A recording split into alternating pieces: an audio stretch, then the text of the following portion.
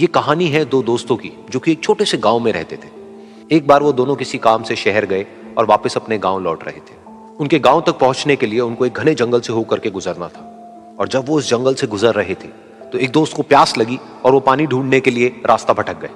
थोड़ी ही देर बाद शाम हो गई और रात होने ही वाली थी। तो उन दोनों की नजर एक गुफा पे पड़ी जो कि पेड़ों से घिरी हुई थी चारों तरफ से। तो उन्होंने सोचा कि यही जगह ठीक है रात बिताने के लिए।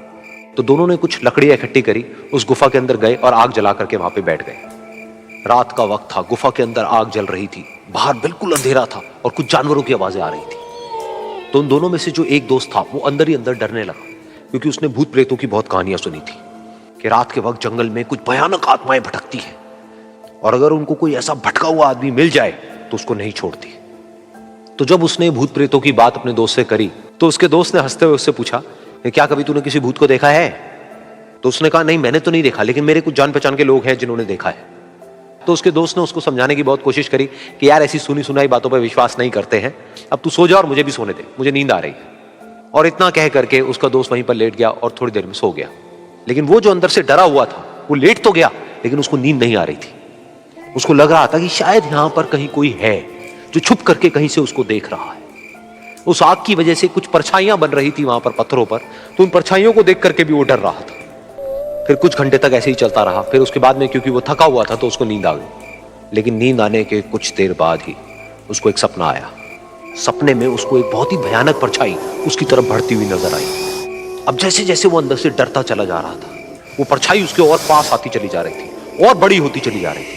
और उस परछाई में एक हाथ उसको नजर आया जिसके बड़े बड़े नाखून थे, और वो हाथ उसकी तरफ बढ़ता चला गया और उसके गले तक पहुंचने ही वाला था कि तभी वो डर करके एकदम से उठा। फिर उसने अपने दोस्त की तरफ देखा जो कि सो रहा था, उसको पकड़ करके जोर से उठाया।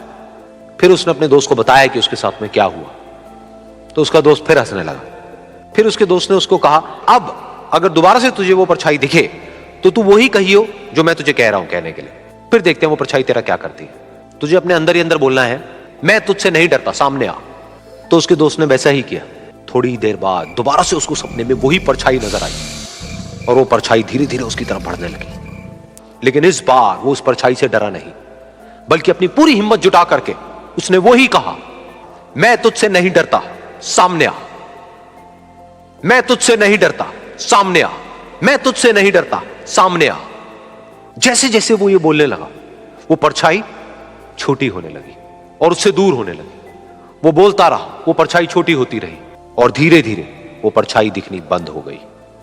बिल्कुल ऐसा ही हमारी जिंदगी में भी होता है। हमारे अंदर जितने भी डर है, उससे हम जितना डरते हैं हम उतना ही छोटे होते चले जाते हैं और वो डर उतने ही बड़े होते चले जाते हैं। लेकिन अगर हम अपने अंदर के डरों से नहीं डरते हैं और उसका सामना करते हैं तो दुनिया का ऐसा कोई भी डर नहीं है जो कि हमें डरा पाए।